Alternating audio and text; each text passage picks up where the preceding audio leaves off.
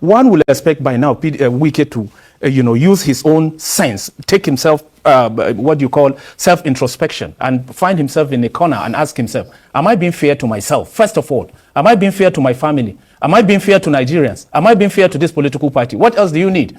I have spoken for him more than any other person within this party, justifying his action, disagreeing with the zoning formula of 2023. I've equally agreed with him in some of the fights and battles that he led so far. But there is a time for a responsible person to draw a line. Like they sounded today, they are saying that, look, friendship aside, and I agree with them, if we have condoned all of these excesses, we can't be tied by an individual. PDP is bigger than 100 Wikes put together. So he should forget all of this thing he's saying. We are going to go ahead with our convention, and no Jupiter is capable of stopping us from doing so. Like I stated earlier, we are a moving train. We cannot be held by one person. Why are you coming up with 6 conditions? You are giving PDP 6 conditions. That was what I was have been giving PDP so far, and everybody is laughing at us in this country by an individual who is under the payroll of APC. Come on, enough is enough. We have to draw a line. So finally, PDP is waking up and they are ready to sanction or even expel Wike from PDP. Nigerians, we are expecting this from PDP after the anti-party activities Wike did in 2023. But up to now, it's like Wike still has a stronghold in PDP and he is even saying what's supposed to happen in PDP. So because of Wike's recent interview, where he was, saying that if Peter Obi returned to PDP, Peter Obi is going to destroy PDP, and also Jonathan should not come and contest. So according to PDP Deputy National Publicity Secretary, he said that they have disassociated themselves from Wike's utterances, that he will not hold PDP captive, that they have proven time and time again that they are not in Wike's pocket, that he cannot dictate to a party that has made him what he is today. That if Wike continue like this, they don't have any other option than to sanction or expel him from PDP. And Nigerians have been reacting. They're even angry with PDP that what is that secret Wike is using against PDP? Like, why is PDP helpless when it comes to Wike's matter? So this person said, now is the right time to expel Wike from the PDP. By keeping him occupied with legal battles, the APC will quickly turn against him and his political relevance will become zero. So this person said, if you truly mean what you are saying, please, Peter Obi should come to PDP. And this person said, what is Wike still doing in PDP? Not expelled yet. PDP should show Nigerians that they are serious going into 2027 election. And this person said, they play. Wike has pocketed all of you for the simple fact that you can't expel or even suspend him. Well, thank God that nobody takes you serious any longer. And another person said, sanction him or better, expel him if this money is not holding PDP to ransom note. Wike destroying PDP for Tinubu's 2027 election advantage.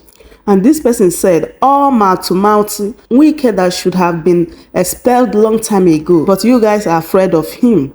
And another person said, funny people, PDP is a disgrace. Wike is still in your party and working for APC. What is he waffling about? If you cannot suspend Wike from the party, you might as well just bury the party because it is dead. So as you can see, Nigerians do not trust PDP anymore, except they do the needful by sanctioning or by expelling Wike from PDP. But let me allow you guys to watch the rest of the video and hear everything that he said here concerning what Wike said recently and also Peter Obi returning to PDP. I would love you guys to leave your thoughts in the comment section. Do you think that Peter Obi should go back to PDP or he should look for like new party to contest for presidential election in 2027? Please share the video, give it a thumbs up. Thank you so much for doing Glad to have you join me, Ibrahim. Thank you, Mr. MD. Thank Maybe you I should start with the last one. Mm. I mean, I know that when you held your neck, Ikimi, I think that's the head of the discipline committee, was supposed to submit the outcome of their deliberations, but I think it was pushed back. It was not presented. And now you're saying, unless evidence, what evidence do you need again? I mean, the whole nation knows that some people, particularly the FCT, seem to be involved in anti-party activities, among others. Yes, well, to the extent that I know, there's no evidence, sincerely, that is still expected from any quarters for us to conclude on a few persons within the PDP who still claim they are PDP and have been carrying out activities that would amount to anti-party and constituting clog on the wheel of PDP's progress. I was one of those who spoke so very well of these elements in question in time past, justifying the actions that they carried on so far until we got to a level where at least the party called PDP has to survive. I have always argued that no one person has that capability of, ending the lifespan of the PDP. It's the longest in Nigerian history within the democratic waters, from the First Republic down to this 2025 that we're talking, the Fourth Republic. PDP is the longest political party, spanning over 27 years and still going. It's getting stronger. It's waxing stronger.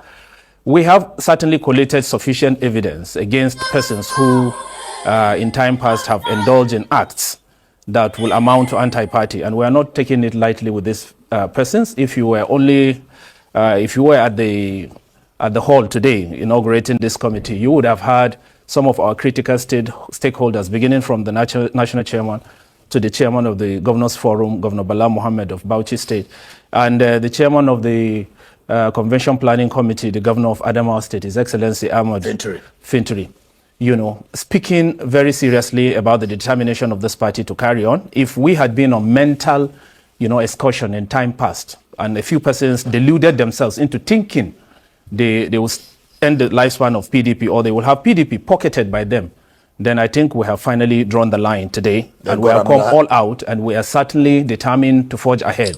Okay. No one person will stand against the way, because PDP is a moving train. If you think you can stand, we'll crush you and move ahead. Moving train, indeed. You have inaugurated the 110-member committee. Sure. Anytime you come here and we discuss, you sound so positive and so, we're watching. They have inaugurated the 110-member committee for your national convention scheduled for the 15-16 November in Ibadan. What's their core mandate? What areas will they cover? Yeah, the first thing is to ensure that, like they have done in time past, and thank God we have in Governor Ahmad Fintiri an experienced chairman who oversaw the last convention of 2021 that brought us into office. So we are here handled by a person who has sufficient experience in managing conventions. In that committee, you have former ministers, you have former senators, you have distinguished Nigerians who have carved niches for themselves. These are people who are expected to transit this current NWC into a new elective convention that will return a new set of people to oversee the affairs of this party until 2027 and beyond. And certainly one of their responsibilities is ensuring that first members are screened, those who are eligible to contest are allowed, forms are sold, convention planning committee will guarantee even the venue, which we all know now is going to be in Ibadan, Oyo State. And they are going to ensure that we have a seamless convention that will return new set of leaders into place to succeed us and carry on with the affairs of this party. Now you're talking about a seamless transition, new set of leaders. The Loguawa, yes, the National Publicity Secretary, warned that party will not tolerate disloyalty from any member, that anything less than 100% loyalty would attract sanctions under the party's constitution. Yeah. His statement followed Wike's insistence that Dan Obi must be recognized as the national vice chairman South-South, and that the Southeast Zone Congress, Zonal Congress, must hold sway. So, are you getting what you requested thus far? Well, you see, the idea of narrowing this party around the person of Wike is neither here nor there. We have since dissociated ourselves with some of his utterances, and we cannot be held captive by an individual. We have, at the risk of sounding reputational, proven that we are not in his pocket. If he was one conspicuous member of this party and one who has also proven his mettle within the PDP, let him also prove his mettle today wherever he is. So is the party going to recognize Dan Obi? It is not in the place of the party to do so.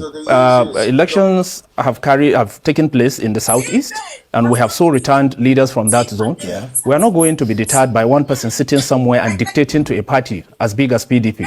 If he thinks that is his, then he should take legal action. But he cannot sit and be dictating to a political party that has made him whatever he thinks he is today. Without PDP, there would not have been an Inyesom Wike, from local government chairman to chief of staff to the governor, minister first, back to governor, and now to even the minister. But for the PDP, he would not have been there.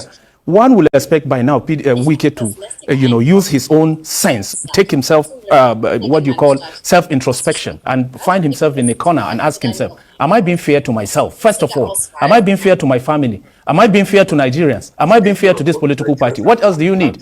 I have spoken for him more than any other person within this party, justifying his action, disagreeing with the zoning formula of 2023. I've equally agreed with him in some of the fights and battles that he led so far. But there is a time for a responsible person to draw a line.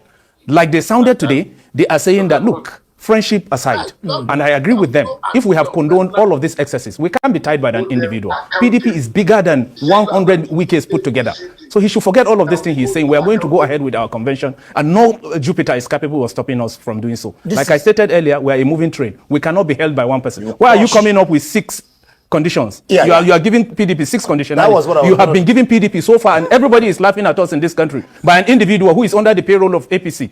Come on, enough is enough. We have to draw a line. And we are not his stooges. We cannot do it any further. The way you're sounding is interesting. I mean, you're on the warpath, seemingly so. But this question of, because you've just mentioned it, 6, they gave what they call, like I read there, concerned elders, stakeholders. Whatever that means. Oh, no, but you have Wike, you have Ugwa, even your national secretary. Yes. Was in that meeting. A wonderful gentleman, by the way, one person that I stood for. But he was in that meeting, and what they are saying is that the party should stick, the question of, I will even come to that, the party should stick to North Central as the chairman. But your chairman today, the substantive, Elia Damago, is not East, am I right? Yes, it's not East. So how does that play out? The zoning formula is not for one person to dictate.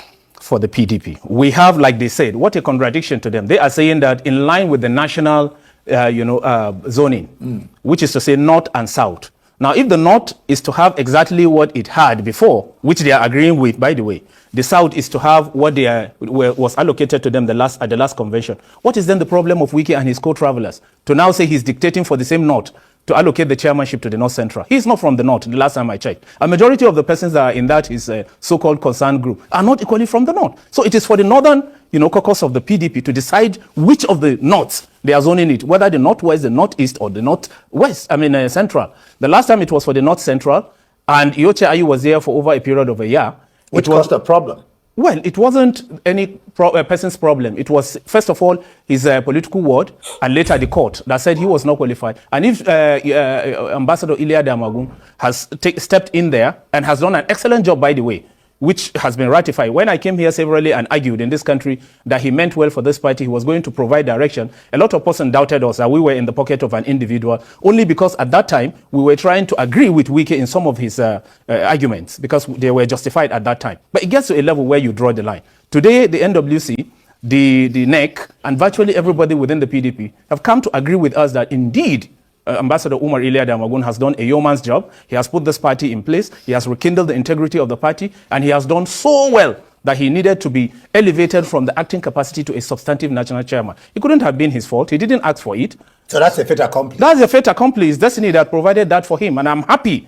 Some of the arguments I adduced in time past have come to be, vindicate me that truly he meant well for this party and he has done a yeoman's job. But for Ilia Damagun and a few others who believed in him and supported him through this journey, this party would not have been where it is today. Because what they expected him to do when he resumed was to start slamming suspension and expelling people out of the party. There probably wouldn't have been anybody left in the party today for us to be talking about. But he was so wise to say, no, I won't go the way of Yoche Ayu. I heard that some are coming back. Like a lot of persons, including those ones that have flouted a party called, I don't know whether a movement, called ADC.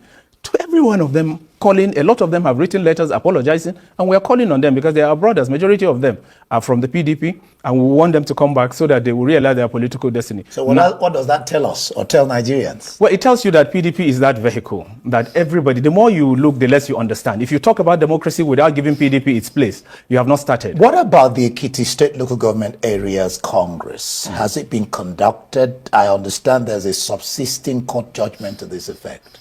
Well, we have conducted it. We have carried on with the congresses in line with the provisions of the party. We have done everything that we know was expected of the party to be done. If there's any court order, then we should meet in the court.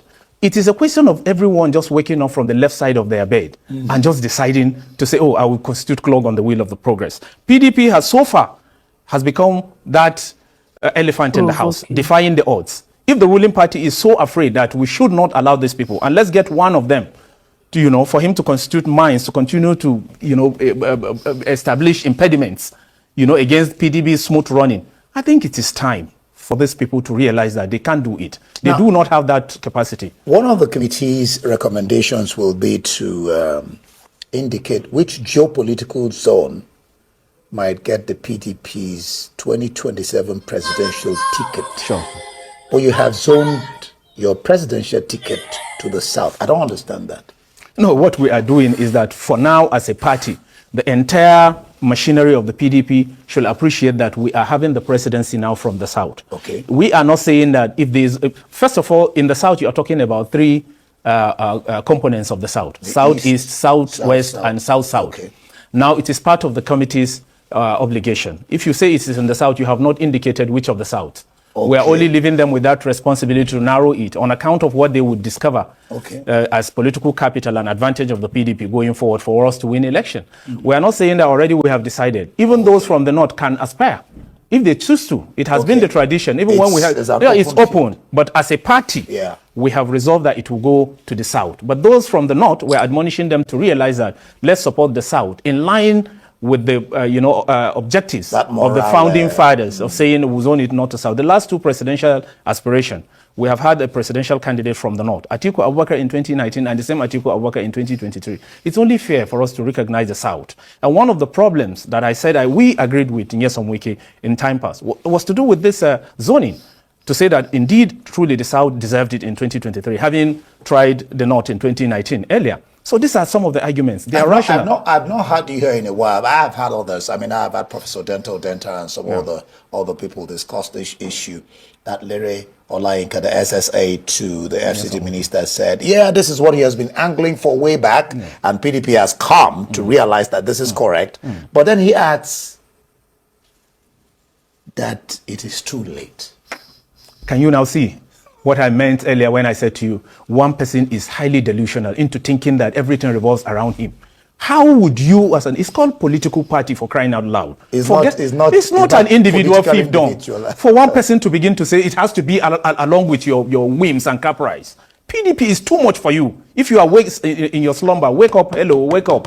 We are not going to be tied by you. We have gotten to the bridge that we are going to cross. And if you stand, we crush you. We are not tied by the aprons of an individual. At the risk of sounding reputational. We crush you. The Bauchi governor said, Mohammed, he said, your party is considering Jonathan, former president, Goodluck Ebele, or Peter Obi for the 2027 presidential ticket. Wike says bringing Obi back will kill the party. Very dark man has. Is the party bringing back Jonathan? Are they bringing back Obi? That is the reason why the very dark man. The party taking Obi killed the party?